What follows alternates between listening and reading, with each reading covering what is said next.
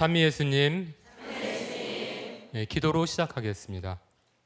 성부와 성자와 성령의 이름으로 아멘. 사랑이신 하느님 아버지, 이 시간에 씨 뿌리는 사람의 비유에서 나오는 돌밭과 같은 마음을 살펴보고 싶습니다. 이 비유에서 당신의 아드님은 이렇게 말씀하십니다. 어떤 것들은 흙이 많지 않은 돌밭에 떨어졌다. 흙이 깊지 않아 싹은 곧 돋아났지만 해가 솟아오르자 타고 말았다. 뿌리가 없어서 말라버린 것이다. 돌밭에 뿌려진 씨는 이러한 사람이다. 그는 말씀을 들으면 곧 기쁘게 받는다. 그러나 그 사람 안에 뿌리가 없어서 오래가지 못한다. 그래서 말씀 때문에 환난이나 박해가 일어나면 그는 곧 걸려 넘어지고 만다. 하느님, 당신의 빛으로 저희 마음을 비추어 주소서. 저희 마음에 박힌 돌을 볼 수 있게 도와주소서. 열매 맺지 못하고 말라버린 말씀의 싹도 보게 하소서. 그러나 저희에게 절망을 주시지 마시고 희망과 용기를 주시어 돌밭을 일구어 좋은 밭으로 만들 수 있게 도와주소서. 우리 주 그리스도를 통하여 비나이다. 아멘. 성부와 성자와 성령의 이름으로 아멘. 이 시간은 그 돌밭과 같은 마음을 살펴보겠습니다. 돌이 많은 밭은 길바닥과 같은 마음보다는 조금 나은 밭입니다. 적어도 씨가 흙 속으로는 들어갈 수 있습니다. 그리고 싹도 곧 나옵니다. 그러나 돌밭에서는 문제가 많습니다. 일단 이 씨가 뿌리를 깊게 내릴 수가 없습니다. 그렇기 때문에 싹은 나오지만 햇빛이 나오면 그 햇빛의 강렬함을 이길 수가 없습니다. 물을 끌어올릴 수가 없기 때문에, 물을 빨아들일 수가 없기 때문에 햇빛을 이겨낼 수가 없습니다. 그래서 이내 시들어버리고 맙니다. 이런 말라버린 싹은 씨 뿌리는 사람 입장에서는 참으로 안타까운 결과일 것 같습니다. 말라버리는 싹이 되라고 씨를 뿌리는 사람은 없을 것입니다.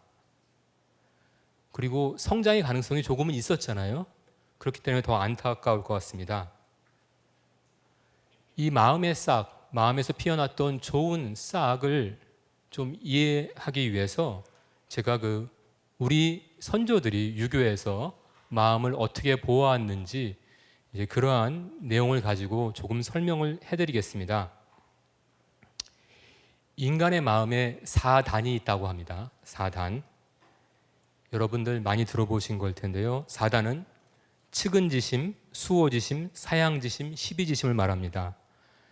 측은지심은 어려움에 처한 사람을 애처롭게 여기는 마음이고, 수호지심은 자기의 잘못을 부끄러워하고 다른 사람의 잘못을 미워할 줄 아는 마음, 사양지심은 남을 배려하여 양보하는 마음, 시비지심은 옳으냐 그르냐 판별하는 마음입니다.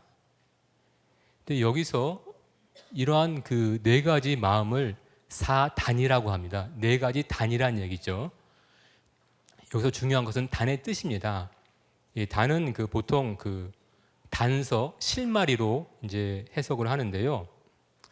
이 단이 어떤 것이냐면, 사람들은 이러한 마음을 가지고 있는데 완성된 덕의 형태로 가지고 있는 것이 아니라 실마리의 형태로 가지고 있다는 얘기예요.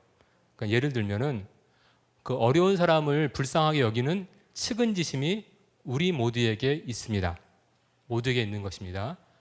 근데 이 측은지심이 잘 발전되면 인이라는 인이라는 덕이 됩니다. 근데 이 인이라는 덕은 다 가지고 있는 게 아닙니다. 즉, 우리 모두 어떤 가능성이 있는 씨앗은 가지고 있지만 완전히 도덕적인 사람으로 성장했는지 안 했는지는 다 정해져 있는 것은 아니라는 것이죠. 좋은 씨앗을 갖지만 열매를 맺지 못하는 경우가 있는 것처럼 이런 좋은 마음의 싹을 가지고 있으면서도 도덕적으로 살 수 없는 경우가 있습니다. 그래서 성선설에서 사람들이 착하다라고 이야기하는 것은 사람들이 도덕적으로 완벽하다는 이야기가 아닙니다. 사람들이 이렇게 선한 마음의 씨앗을 가지고 있다는 이야기입니다. 그래서 어떤 사람은 그 씨앗을 잘 키워서 도덕적인 사람이 되고 군자가 되고, 어떤 사람은 그렇지 못하다라고 이야기를 하는 것이죠. 사실 그렇습니다. 우리가 세상을 살면서 측은지심을 느낄 때가 많지요. 그렇지만 그 마음에 따라서 실천하지 못할 때도 많습니다. 그 맹자가 측은지심을 설명하면서 예를 들었습니다. 어떤 어린아이가 우물에 빠지는 것을 보면 사람들은 모두 달려가서 그 아이를 구하려고 한다. 이 마음과 행동은 그 어린아이를 알아서 그러는 것이 아니다. 이 행동을 해서 무슨 대가를 받으려고 하는 것이 아니라고 얘기합니다. 단지 사람들 마음에 그 아이를 불쌍히 여기는 마음이 있기 때문이다 라고 설명을 합니다. 내가 이 아이를 구하면 부모에게 보상을 받겠지, 이런 생각이 아니라는 거예요. 쟤는 내가 아는 아이니까 구해야지, 이런 거 아니라는 겁니다. 그 아이를 보면 뛰어나가서 우물에서 빠진 아이를 구해내고 싶은 마음이 있다는 것이죠. 이것이 우리가 가진 측은지심입니다. 그런데 우물에 아이가 빠진 것을 보고도 못 구할 수 있겠죠, 그렇죠? 그런 상황이 있을 수 있습니다. 그러니까 측은지심이 있지만 그것을 꼭 다 실현할 수 있는 것은 아니에요. 아마 여러분 중에서 제가 우물에 빠진 아이 이야기를 하니까 지난 4월 16일에 있었던 세월호 참사를 기억하시는 분들이 있을 것 같습니다. 우리는 그 바다에 빠져 죽어가는 어린 학생들을 지켜보았습니다. 그리고 모두 다 그 안타깝고 슬픈 마음이 들었습니다. 그렇지만 학생들을 구하지 못했습니다. 우리 마음에서 동정심은 한없이 올라왔지만 그 마음에 따라서 아이들을 구해낼 수가 없었던 것입니다. 그러니까 이 사건은 우리가 우리의 본성대로 살지 못하게 만든 사건입니다. 인간의 본성을 거슬러서 살게 만든 사건입니다. 달리 얘기하면 이 사회 구성원 모두가 어떤 인간 도덕성의 싹이 말라서 죽어버리는 그런 체험을 한 것입니다. 그러니까 한국 사회는 씨 뿌리는 사람의 비유로 치자면 돌밭과 같은 것입니다. 싹은 나왔지만 열매를 맺지 못했습니다. 우리가 아픔을 느꼈지만 그 아픔을 실천에 옮겨서 사람을 구해내지 못했습니다. 우리가 이런 사회에 살아가면서 내 마음엔 돌밭이 없노라고 얘기하기 힘듭니다. 그렇기 때문에 이 돌밭을 조금 더 살펴볼 필요가 있습니다. 그 돌에 밭이 떨어지면 마치 좋은 것과 같은 결과가 초에 있죠. 시초에 있는데 이게 뭐냐면 싹이 바로 돋아납니다. 공부가 잘 될 것 같아요. 근데 사실 이거는 어떤 문제점이 있기 때문에 이런 일이 생깁니다. 흙이 깊지 못하니까요. 흙이 충분하지 못하니까 그 씨앗이 충분히 그 깊은 곳에 자리하지 못하기 때문에 빨리 나오는 것이죠. 또 돌이 많으니까 무슨 문제가 생겨요? 햇빛을 받으면 쉽게 뜨거워져요. 그러니까 싹이 빨리 트는 거예요. 근데 이게 좋은 게 아니에요. 나쁜 것입니다. 그래서 뿌리가 깊지 못하고 이렇게 성급하게 크니까 아주 안 좋은 성장 구조이죠. 깊이가 없는 것입니다. 꼭 모래 위에 지은 집과 같은 것이죠. 그래서 바람이 불면 무너져 버립니다. 그래서 예에서 보면은 이 도단한 싹이 햇빛이 나오면 말라버린다고 해요. 사실 햇빛은 곡식이 성장하는데 절대적으로 필요한 것이죠. 그런데 이 성장에 필요한 기본적인 어떤 어려움, 이걸 참아내지 못하는 것이죠. 왜 성장통이라는 말이 있죠? 그걸 견뎌내지 못하는 거예요. 살아가면서 어쩔 수 없이 겪어야 되는 그런 어려움들을 이겨낼 힘이 없는, 그런 인내심이 부족한 사람입니다. 참을성이 전혀 없는 그러한 사람이죠. 근데 이러한 인내는 굉장히 중요합니다. 루카복음 21장 19절에 이런 말씀이 있습니다. 너희는 인내로써 생명을 얻어라. 예수님께서 다가올 재난을 설명하면서 그 자신을 따르는 사람들에게 인내의 중요성을 가르칩니다. 재난이 왔을 때 마음이 꺾이지 않고 참아내고 구원을 얻으라고 이야기합니다. 인내는 그 성령의 열매이죠, 그렇죠? 그리고 종교를 떠나서 인내는 그 보편적인 가치입니다. 모든 사람이 인내심의 중요성을 다 잘 알고 있습니다. 그런데 저는 이런 인내의 의미를 무조건 참아라라고 이야기하고 싶지 않습니다. 그런 무조건 참아라보다는 어떤 미래의 목표를 염두에 두고 내가 지금 해야 될 현실에 집중하는 것, 이것을 인내로 보고 싶습니다. 학생이 좋은 성적을 얻고 싶어 합니다. 좋은 성적을 얻으려면 무조건 책상에 앉아서 있다고 그 성적이 올라가지 않죠. 그냥 참고 앉아 있는 것 가지고는 안 되죠. 앉아 있으면서 집중을 해야죠. 자기가 읽을 책에 집중을 해야 됩니다. 자기가 읽을 책에 집중하면은 사실 시간도 빨리 갑니다. 그렇죠? 그래서 인내심과 집중력이 함께 가는 것이 굉장히 중요합니다. 그래서 이 중요성을 설명해 드리기 위해서 제가 대학생을 대상으로 진행된 실험 한 가지를 설명해 드릴게요.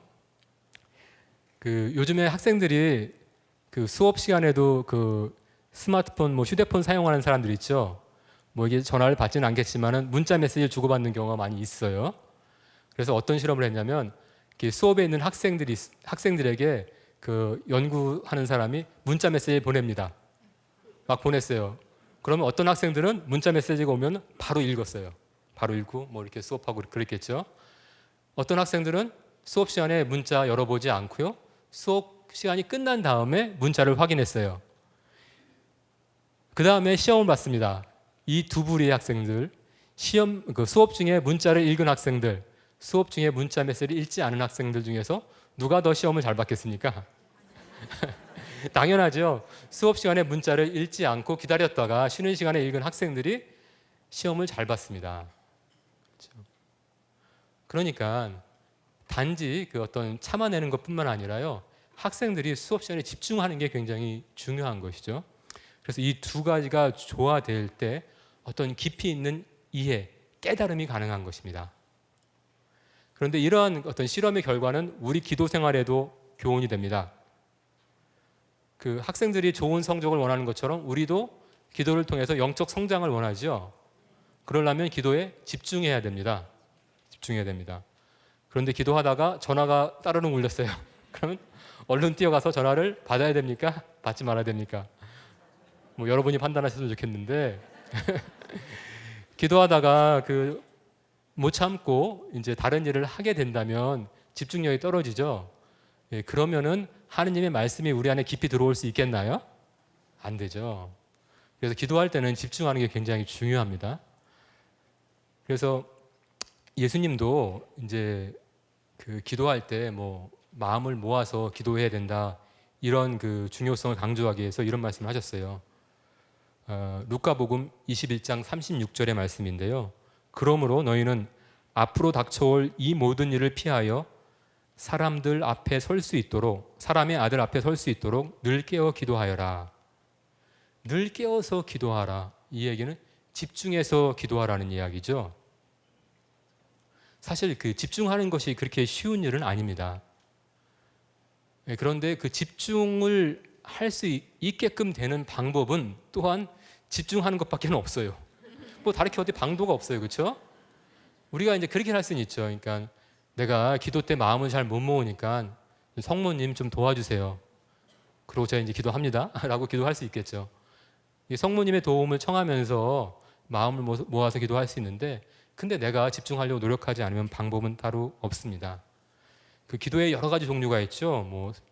묵주기도도 있고, 염경기도도 있고, 성무일도도 있고, 묵상도 있고, 관상도 있습니다.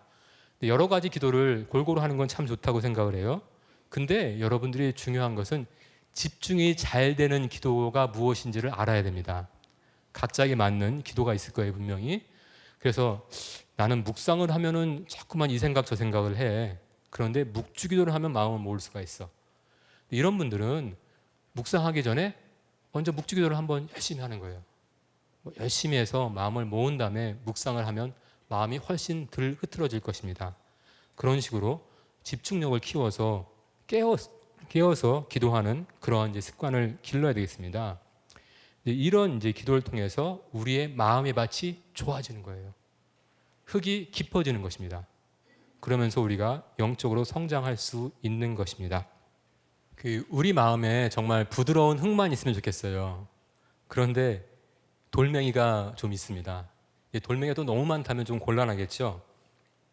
근데 우리 마음에 있는 돌멩이, 이걸 무엇으로 설명할까 제가 좀 고민을 했습니다. 도대체 이 돌멩이가 무엇일까? 이 돌멩이 때문에 걸려 넘어지고 돌멩이 때문에 싹도 못 나고 하는데 도대체 이 돌멩이가 뭔가 생각을 했는데, 제가 어떤 심리학적인 개념 하나를 가지고 설명을 하겠습니다. 사실 여러분들 다 잘 아시는 거예요. 그게 뭐냐면 콤플렉스입니다. 콤플렉스란 말 들어보셨죠? 콤플렉스.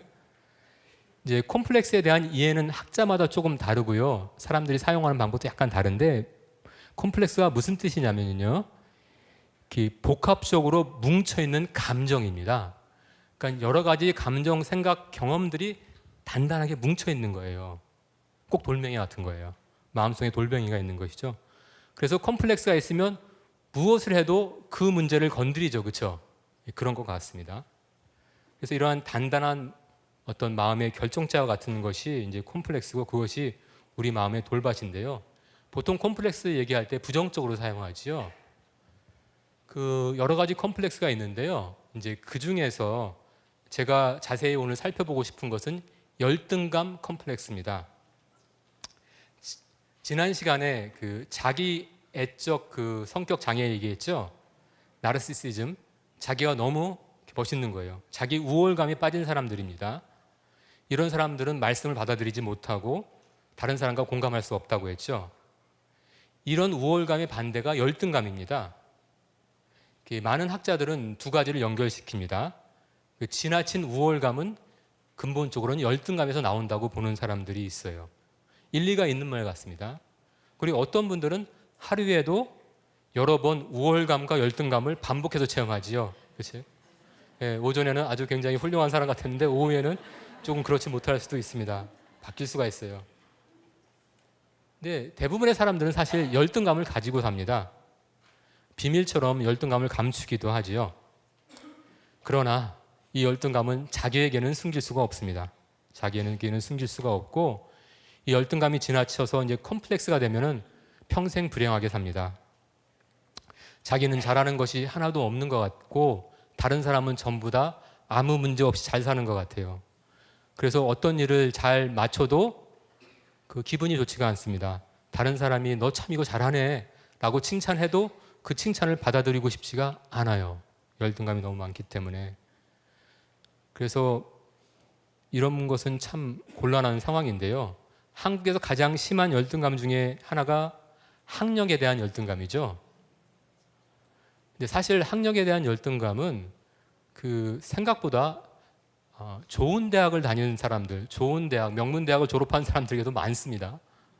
남들이 다 부러워하는 대학을 졸업하고 나서도 늘 학력 열등감에 빠져서 살고 있어요. 그럼 이게 무슨 얘기입니까? 이런 열등감은 어떤 실제로 그 사람의 약점이나 불완전함의 문제라기보다는 그 사람 마음의 문제라는 얘기입니다. 마음의 문제예요. 그렇죠?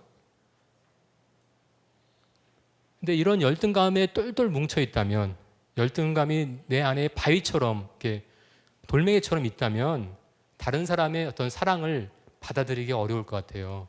하느님의 사랑을 느끼기가 힘듭니다. 누가 나를 너 참 못났어 그러면 그거 맞네 라고 이야기할 수 있지만, 너 참 사랑스러운 존재라고 하면은 잘 받아들이기 어려울 수가 있어요. 근데 이런 열등감을 극복해야 되겠죠. 그러니까 근데 열등감을 극복하려면 어떻게 해야 되겠습니까? 먼저 불완전한 답을 하나 말씀드리겠습니다. 열등감을 극복하기 위해서 약점을 없애야 된다. 사실 어떤 약점은 개선할 수가 있죠. 그렇죠? 그런데 고칠 수 없는 약점도 많죠. 평생 지니고 살아야 될 것도 많습니다. 때를 놓친 것도 있죠. 그렇죠? 그러니까 열등감을 없애기 위해서 약점을 고쳐야 된다라가 정답은 아닐 것 같습니다. 그렇죠? 예, 중요한 것은 약점을 대하는 내 마음의 태도를 바꾸는 것입니다. 열등감의 문제는 약점의 문제가 아닙니다. 약점을 대하는 내 마음의 문제입니다. 제가 이 열등감을 생각할 때마다 늘 떠오르는 한 분이 있습니다. 제가 아주 존경하는 교수님인데요. 이분은 소아마비 장애를 가지고 있었습니다.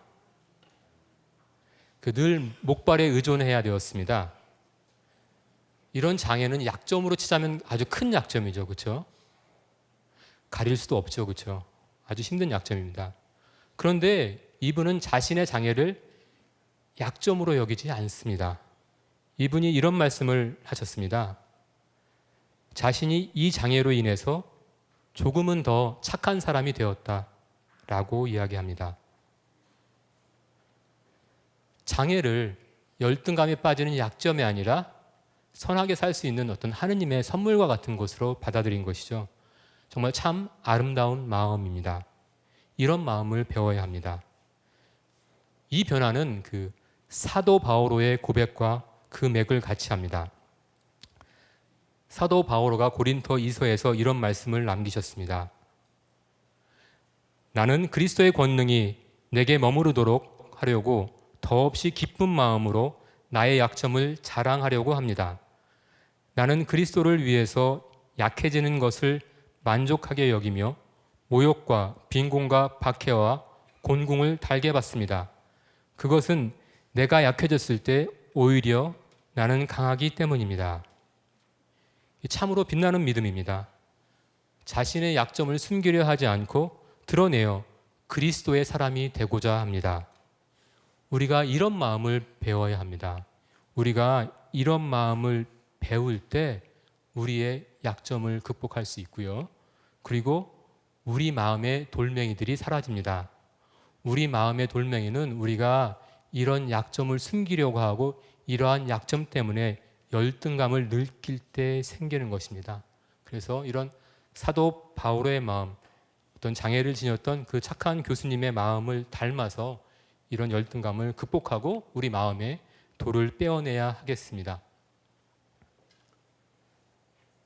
열등감에 대해서 조금 더 말씀드리고 싶은데요. 우리가 열등감에 빠지는 가장 큰 이유 중에 하나는 사회의 유행입니다. 사회 유행이나 우리가 특정 문화에 종속된 상태에 있을 때 열등감에 빠지기 쉬운데요.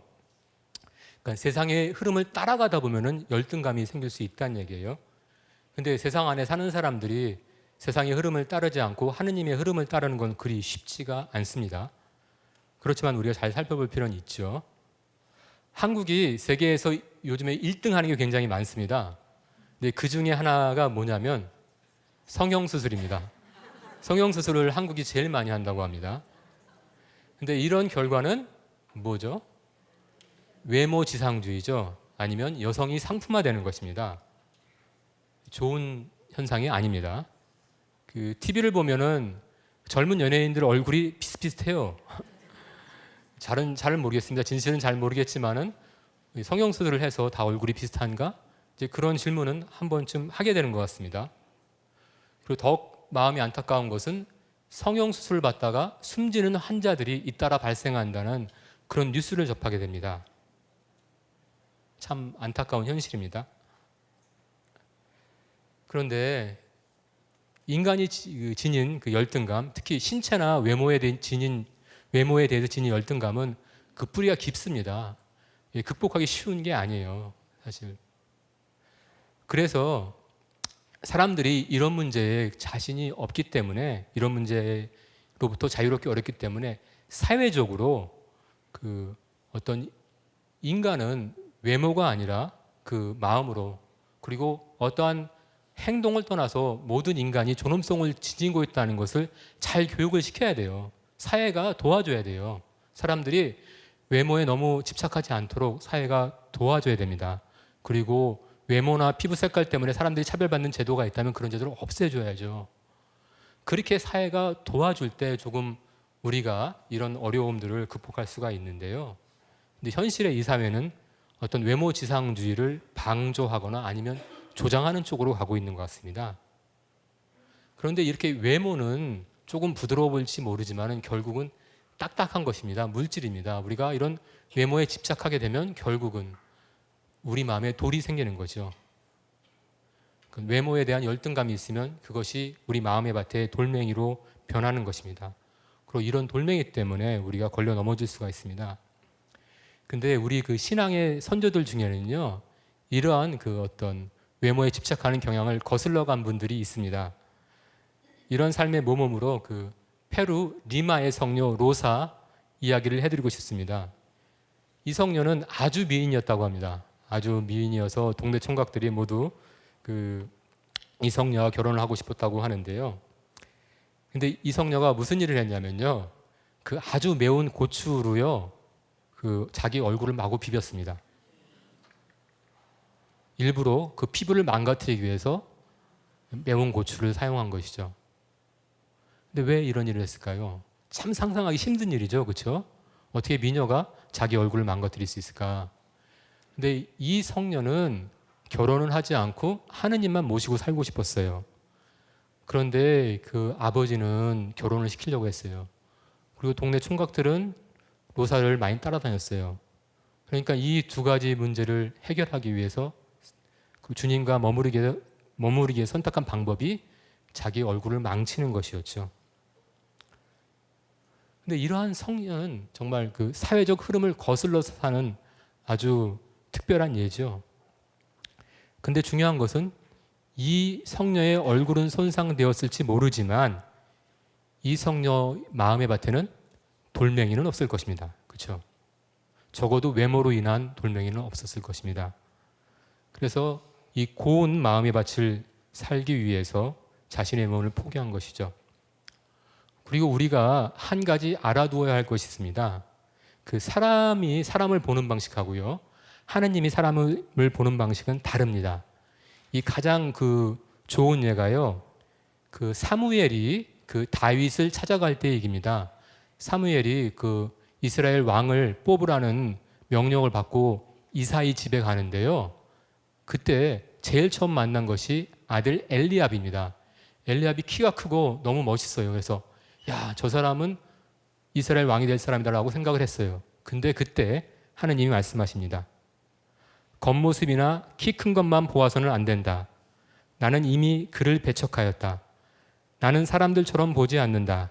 사람들은 눈에 들어오는 대로 보지만 주님은 마음을 본다. 아주 좋은 말씀입니다. 주님의 마음에 드는 사람은 그 키 큰 엘리압이 아니고 키가 가장 작은 다윗이었습니다. 달리 얘기하면 다윗이 키는 작았지만 마음은 제일 큰 사람이었나 봅니다. 하느님이 사람을 보는 것과 우리가 사람을 보는 것이 다르죠. 그 큰 이유는 하느님은 마음을 보기 때문입니다. 그래서 이러한 어떤 하느님의 그 명을 받고 사무엘이 그 다윗을 찾아내는 것처럼 교황 프란치스코께서 우리도 주교를 그렇게 찾아야 된다라고 얘기를 했어요. 주교가 굉장히 중요한데 주교를 찾을 때 사람들이 보기에 좋은 사람 찾으면 안 된다. 하느님 마음에 드는 사람을 찾아라. 주교 후보가 저 어떻게 해야 되는지 잘 모르겠는데 여러 명이 올라왔습니다. 그 중에 마음에 드는 사람이 없으면 초원에 가서 다윗을 불러오듯이 다른 데 가서 찾아와야 된다라고 교황님이 주교를 어떻게 뽑아야 되는가, 그 중요성을 강조하셨습니다. 즉 하느님이 사람을 보듯 보아야 하는 것이죠. 그런데 우리가 하느님의 눈으로 사람을 보는 것이 그리 쉽지는 않습니다. 사무엘도 처음에 실수했죠, 그렇죠? 그 예언자도 실수를 했습니다. 처음에 엘리압이 키가 크니까 이 사람이 최고인가 보다 생각을 했어요. 그런데 우리는 할 수 있습니다. 사무엘이 마음을 고쳐서 이제 다윗을 찾아낸 것처럼 우리도 몇 가지를 인식하면 됩니다. 첫 번째로 내가 사람을 보는 방식과 하느님이 사람을 보는 방식이 다르다는 것을 인정을 해야 돼요. 그러니까 내가 보는 게 틀릴 수가 있죠. 그거를 꼭 인정해야 돼요. 그리고 나서 주님의 목소리에 귀를 기울이면 하느님 마음에 드는 사람을 찾을 수가 있습니다. 제가 돌이 많은 밭에서 싹이 빨리 돋아난다고 했죠. 그리고 이것은 좋은 것이 아니라고 했습니다. 이것은 이제 무리하게 문제를 빨리 해결하려는 그러한 태도인데요. 좋지가 못합니다. 문제를 빨리 해결하기 위해서 택하는 인간의 방법이 뭐냐면 폭력입니다. 폭력을 사용해서 문제를 빨리 해결하는 것이죠. 언어적인 폭력이나 어떤 육체적인 폭력을 사용할 수가 있는데요. 아니면 다른 폭력도 있을 수가 있죠. 근데 이런 폭력은 참 나쁜 것입니다. 나쁜 것인데 어떤 분들은 이런 폭력을 합리화하죠. 특히 뭐 가정교육 같은 거 할 때 아이들은 조금 때려야지 말을 듣는다. 이런 이야기를 하는 분들이 있어요. 그러니까 결과가 좋으니까 자기가 성격 급해가지고 애들 때려놓고 합리화할 수가 있죠, 그렇죠? 네, 근데 그리고 사실 착각하는 분들이 있어요. 애들은 때리는 게 좋은 거 아닌가 착각하는 분들이 있는데요. 실제로 그 아이들 행동을 고치는데 이것이 도움이 되는지는 큰 의문입니다. 그 부모들이 자녀들을 어떻게 다루는가, 그러니까 어떻게 잘못을 고치고 어떻게 그 바른 길로 갈 수 있도록 가르치는가, 이제 훈육 방법이라고 하죠. 그 부모들이 자녀를 어떻게 훈육하는가, 그런 방법에 대한 연구가 있었습니다. 이제 많은 연구가 있었는데 그 부모들이 자녀를 대하는 방식을 주로 이제 세 가지로 나눕니다. 첫 번째는 게 폭력의 사용입니다.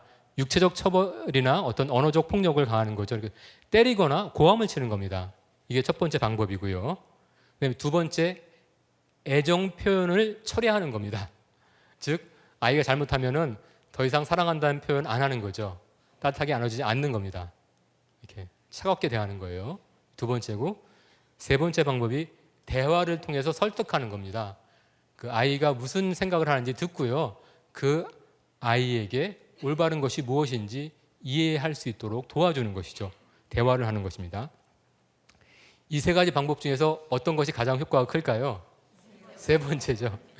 그 대화를 통한 설득 내지 이해가 가장 효과가 좋다고 나왔습니다. 근데 다른 것은 효과가 있었을까요? 효과가 없다고 나왔습니다. 첫 번째, 그 폭력을 사용해서 아이들을 고치려고 할 때 그 방법이 효과가 없다고 나왔습니다. 그리고 문제도 있습니다. 이런 육체적인 처벌을 받은 아이들은 필요할 때는 폭력을 사용해도 되는구나 라고 잘못 생각을 하고 공격적으로 변할 수가 있다고 합니다. 이게 문제가 됩니다. 두 번째 방법, 애정을 철회하는 것도 효과가 없다고 합니다. 문제 행동을 일으켜서 내가 이제 더 이상 애정 표현을 안 하면 얘가 철이 들겠지라고 생각할 수 있는데 자녀가 긍정적인 방향으로 변하지 않는다고 합니다. 그리고 제가 보기에는 이 방법은 큰 문제가 있습니다. 왜 그러냐면 자녀들이요, 그 부모님의 사랑을 조건적인 것으로 잘못 이해할 수가 있어요. 내가 뭘 잘하면 부모님이 나를 사랑하고 뭘 잘못하면 부모님이 나를 사랑하지 않는구나라고 생각할 수가 있죠.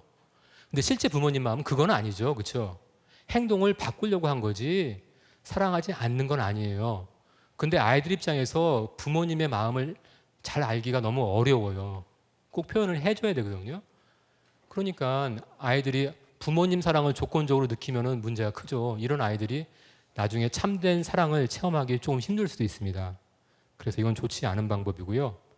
마지막으로 그 대화를 통한 설득 내지 이해가 가장 좋은 방법입니다. 유일하게 이제 효과가 있는 방법이기도 하고요. 근데 이제 중요한 것은 뭐냐면 아이도 비록 그렇게 지적 능력이 뛰어나지 않은 것 같지만 아이도 마음이 있습니다.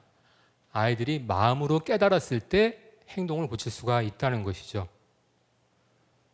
그래서 우리가 아무리 좋은 이야기를 들어도 마음으로 깨닫지 못하면 삶이 바뀌지 않는 것입니다. 아이들이 부모의 폭력이 무서워서, 처벌이 무서워서 잠시 올바른 행동을 보여줄 수는 있지만 진정한 변화는 없는 것이죠. 그래서 우린 평화적이고 그다음에 이성적인 방법을 사용하는 것이 가장 좋습니다. 이제 이런 평화적인 방법이 바로 어떤 좋은 밭과 같은 마음이죠. 근데 이런 평화적인 방법으로 우리를 대해준 분이 있습니다. 그분이 누굽니까? 예수님입니다. 예수님은 우리에게 폭력을 사용하지도 않고 애정을 철회하지도 않습니다.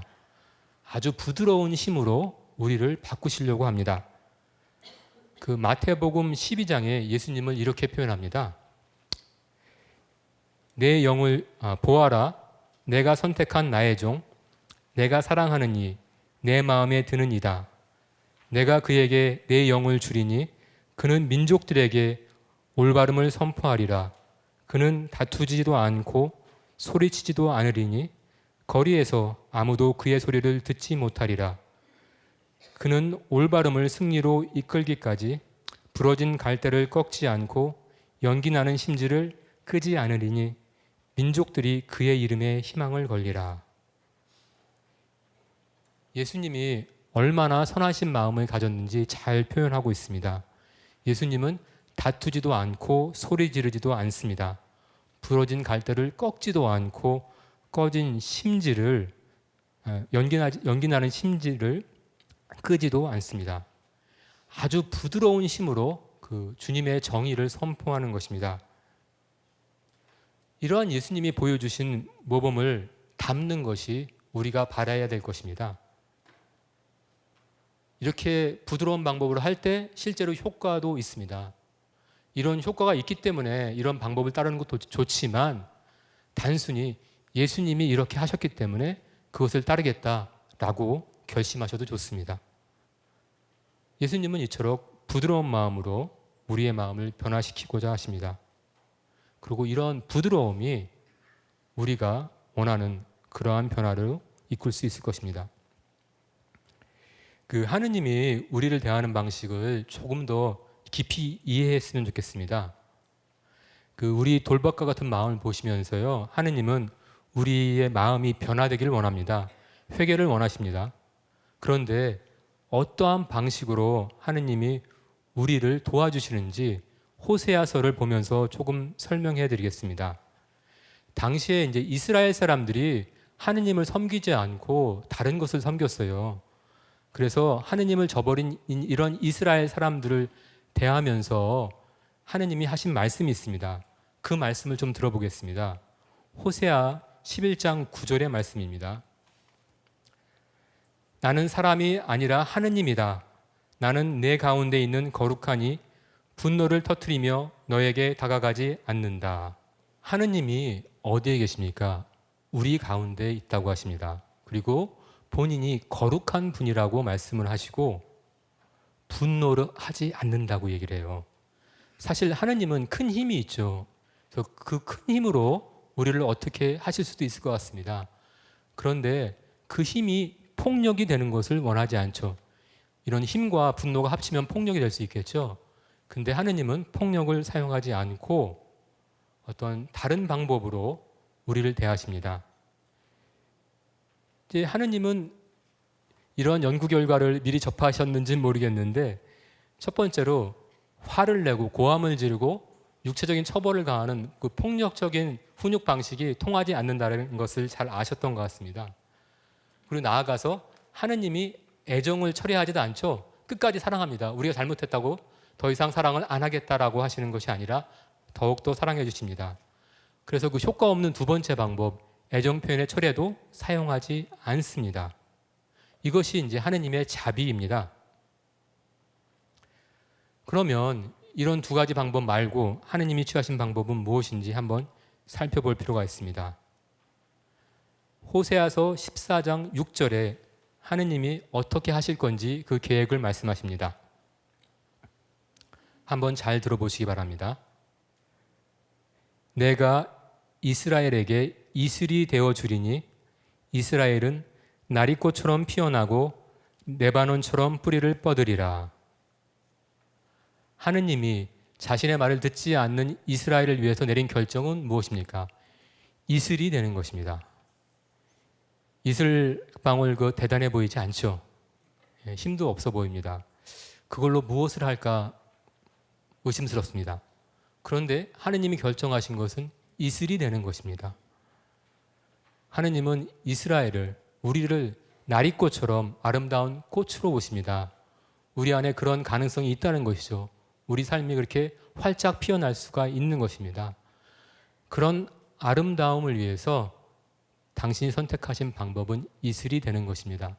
정말 부드러운 방법으로 자기를 희생하면서 우리를 고치시려고 하는 것이죠. 우리를 피워주고 싶었던 것입니다.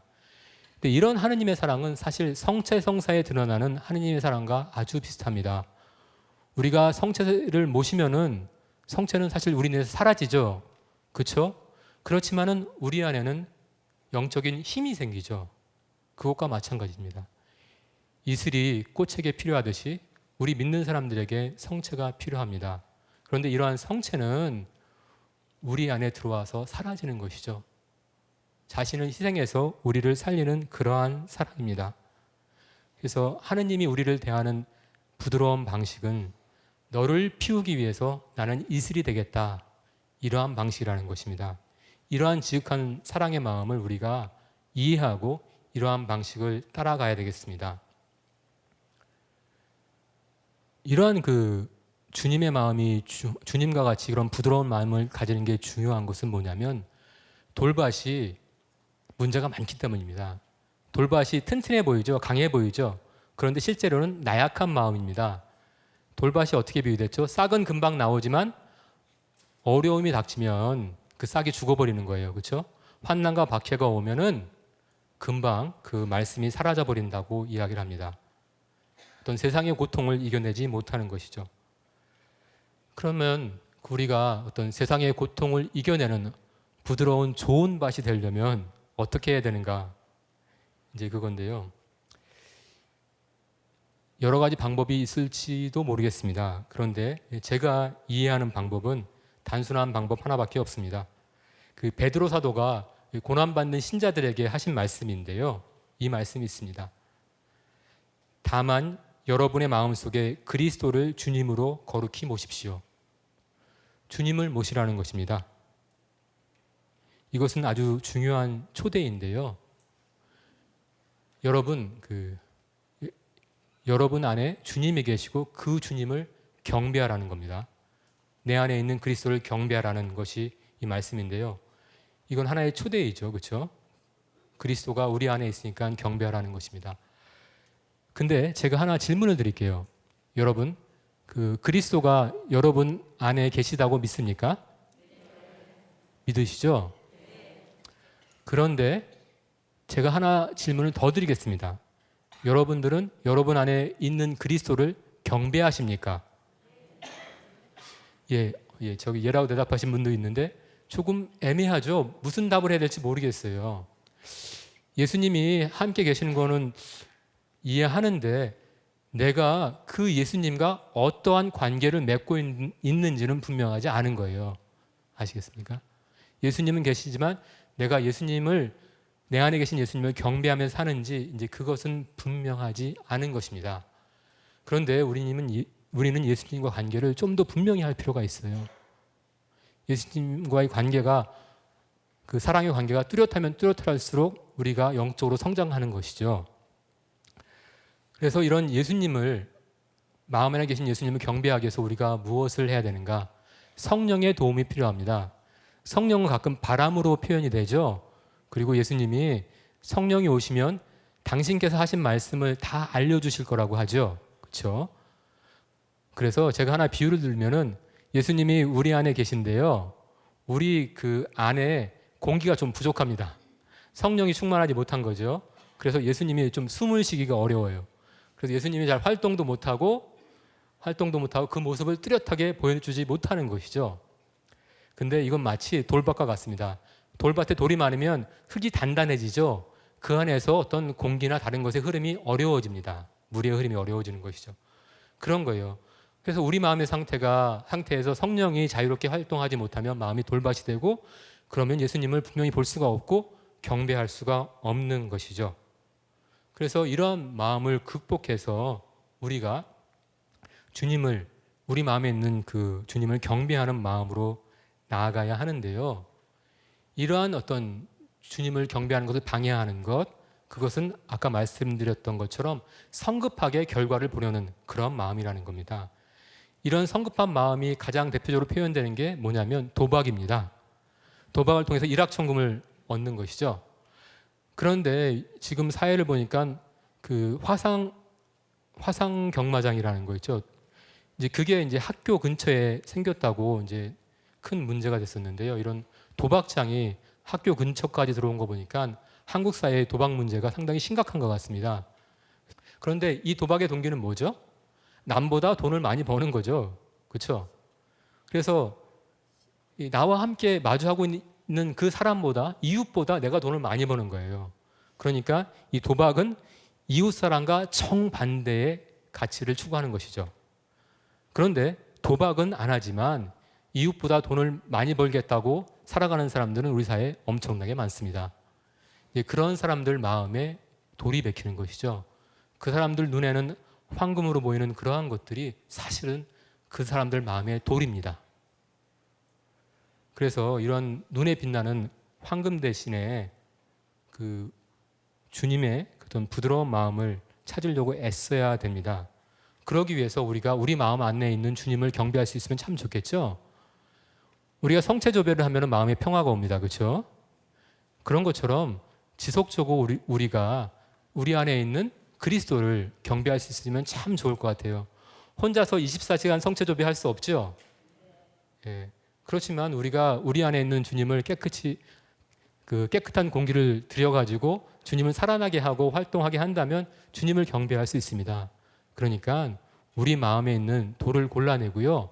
성령의 바람이 시원하게 불 수 있도록, 그래서 예수님이 마음껏 숨쉬고 저희와 대화하고 우리가 예수님께 경배와 찬미를 드릴 수 있도록 우리 마음의 돌밭을 가꾸어 나가야 하겠습니다.